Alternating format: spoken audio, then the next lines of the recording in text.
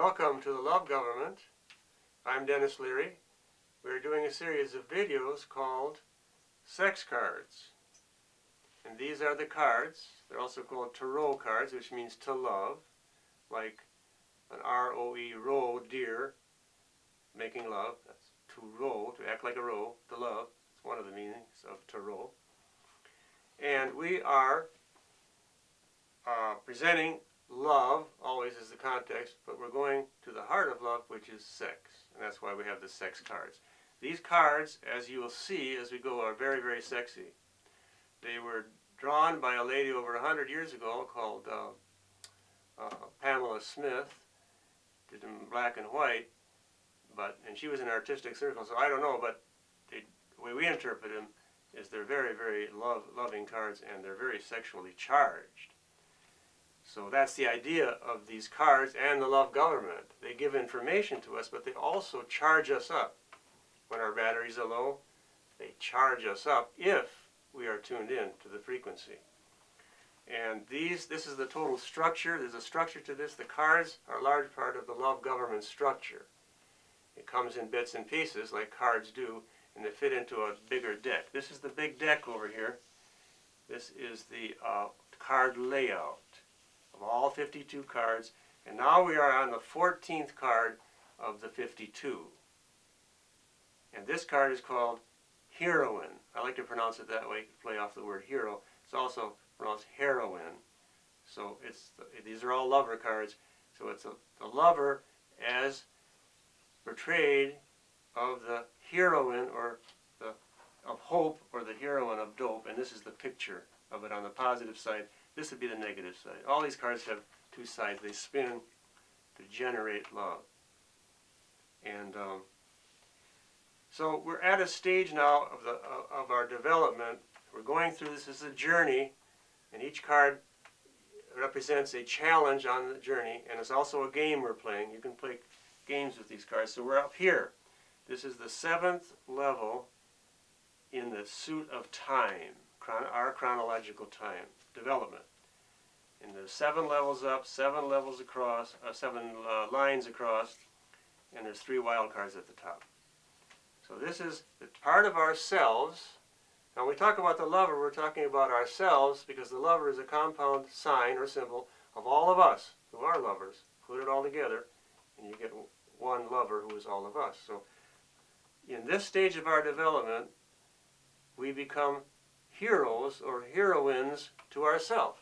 We realize that we are the heroines of our own life, so to speak.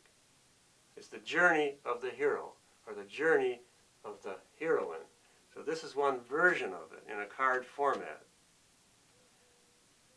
Let's take a look at this card in detail. Now you can look here, and I'm going to pick it up and look here. The charioteer, who is the lover, is standing in a block of stone. Now what does that mean? It means that the lover, is rooted in this earth. She's in this block of stone. This is called, rooted in the earth. That's this model, earth-centered. And at the same time, she's moving. She's very active. But she's not going any particular place. She's not evolving. She's changing and moving, and she's dancing in place. And so if you take one portion of her dance, you say, oh, that arm evolved this way. That's called linear thinking. No, it's circular thinking in a feminine circle. It's ebbing and flowing and this type of thing. But a man's mind, which they did, and they do, is take one part of that whole picture and make a straight line out of it, and then say this is evolution from point A to point B. But that's a very small slice and a misunderstanding, really, of what's going on. That's why the love government has a lot of problem with the dogma, the current dogma of evolution, which is just a theory. It's a theory of evolution. But it misses the whole point of the fact that all of reality is a lover's body. It's the lover's body in this great dance, this cosmic dance that's going on. And this card brings that out. That the lover is rooted in the earth. And she is also has a star canopy over her head. You can see that star canopy? That represents that we have our feet on the ground doing this dance, but our head is in the stars or in the clouds, so to speak. It's okay to be star traveling. Maybe we came from the stars. We may be star people here. But the point is that while we're on this earth, this is where it's at. The earth right down here. And our responsibility, our challenge, and what we're going to be judged by is how did we care for the earth? Did we even care about the earth? Or were we trying to escape to some starry place up there, right? And that's not going to work. It doesn't work. I don't believe it works. It's an escape. It's a false escapism. So this card then shows the extremes. There's the starry canopy above our heads, which we're involved in, but then we're rooted in the earth, which is our responsibility. And then you see the two sphinxes. There's the black and white sphinx. They're feminine because they have breasts, and they represent the extremes of love. See, love includes all the extremes, black and white on the extremes, and then there's a rainbow of colors in the middle. But we need to know these extremes if we're going to be true lovers and mature lovers. That's what we have. Two eyes, so we can have peripheral vision, and we can have perspective. So we need to keep one eye on the negative and one eye on the positive, and we go down the middle. And then there's civilization behind it, behind the person. And the charioteer is holding, again, this is the sexy part of the sex cards, she's holding the penis again in her hand. The hand, as we said before, is symbolic of the vagina. The hand, this is the opening to the vagina. This is the ridges of the vagina. So she's holding the penis in her hand. What does that say? It says it's a woman-focal culture. The woman holds the man, not the reverse. That was the fall of man, when a man, in a power-over manner, reversed that nature. He turned the world upside down. Now we're trying to turn the world right side up, which is a woman. And it's to every man's advantage to support that system. But it didn't happen that way in his story. The other important thing is to look at the symbol in the front. First is a crest. And that has a rod going through a circle or a half circle. That's sexy again. You know, the rod going through it means that the cards are drawing attention to sacred sex. The cards are saying, get the sexuality correct and everything else will fall into place. Because sex is at the heart of love, and love governs everything. Now, we're not talking necessarily about genital sex, like you got to hop in bed with everybody you see. We're talking about a general, generative type of sex, where there are two parts flowing in and out of each other, and that's all of nature, all of nature. Then, the other part is this, I want to bring out, is the wings. Right in front of that concrete block of stone there are a pair of wings with a little yellow ball in the middle. Now what would that be? The wings.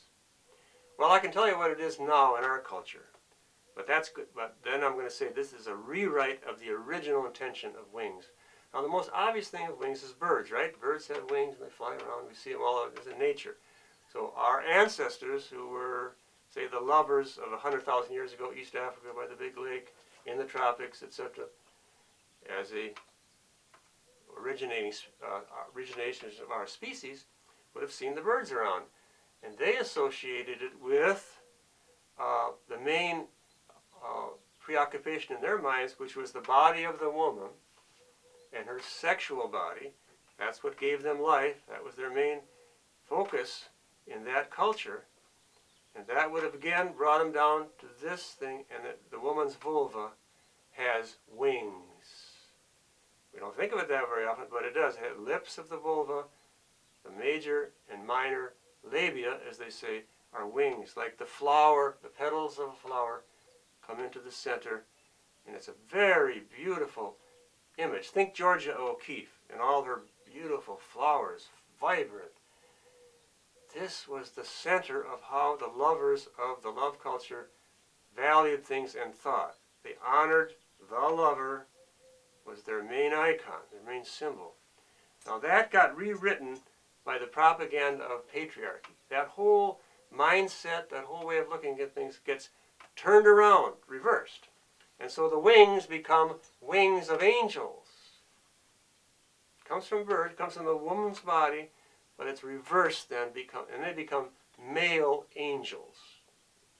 Gabriel, Raphael, Michael, the archangel, in the Christian tradition, and then the pagan tradition was Hermes and Mercury. You see Mercury sometimes with wings on his heels. That means the men come as messengers from the gods. Because the gods are up in heaven, right? God is up in heaven, so he sends his messengers down to earth with messages. So it gets reinterpreted as in a heavenly aspect. That's an overall program of getting away from this earth-centered, up to a heaven-centered. And that's why we have so many problems on this earth, because there's so many people being enculturated to escape the earth. And it's not just an innocent thing. These things are being planned. The love culture is systematically trying to be killed. And other cards have brought that out. Remember the third card had the red heart with 3 swords through it. That's a picture of what's happening in the culture. And that's why we are going down the broad road to destruction. The positive side was what I'm talking about. This heroine gives us hope. The negative side is if we go to the dope side, we become dopes. I mean, you can actually take dope.